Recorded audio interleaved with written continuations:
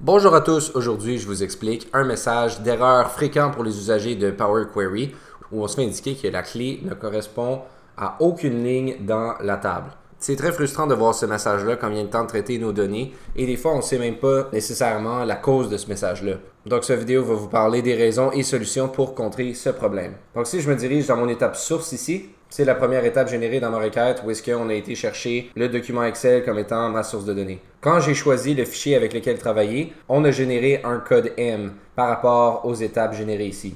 Donc si j'ouvre l'éditeur avancé, nous on va vraiment venir se concentrer sur cette ligne ici en particulier. On fait référence à l'étape source ici, et ça nous retourne les différents objets du fichier Excel comme les onglets, les tables, les champs nommés, etc.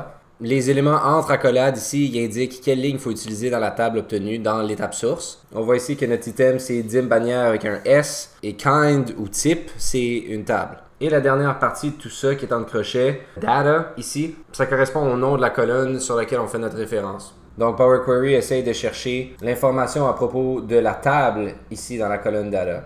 Donc ici, on va faire référence à la deuxième ligne de mes données. Mais si je me dirige dans mon fichier source en tant que tel, et je m'en vais dans le gestionnaire de nom, dans le menu formule ici, tantôt j'ai remplacé le nom dim bannière avec un S pour dim bannière 1. Donc justement, si Power Query essayait de chercher dim bannière avec un S ici, et que dans notre source, on fait juste référence à dim bannière et dim bannière 1, bien Power Query naturellement va perdre le repère de la source et ne veut pas être capable de diffuser aucune information. Donc puisque notre clé n'est pas capable d'avoir une correspondance exacte avec une de nos tables, il y a deux solutions pour se débarrasser de ce message et pour finalement être capable de traiter les données sur lesquelles tu veux travailler. On peut soit passer en haut à droite ici dans modifier les paramètres et tout simplement aller rechercher notre tableau de source pour être capable d'actualiser le code M et de faire référence au bon nom de tableau.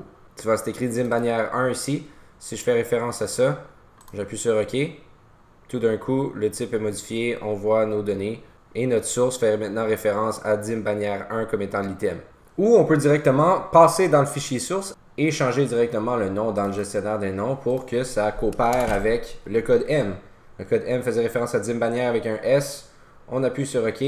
Si on retourne sur Power Query dans mon autre exercice ici et qu'on actualise le tout d'un coup, on voit nos données. Parce que maintenant, dans notre source, on fait référence à dim bannière avec un S. Donc, le tour est joué. On a été capable de décortiquer le code M pour réaliser où se trouve l'erreur à l'intérieur de notre fichier. C'est tout pour aujourd'hui. Pour en savoir plus, visitez notre site web. Le lien est dans la description. Merci et à la prochaine.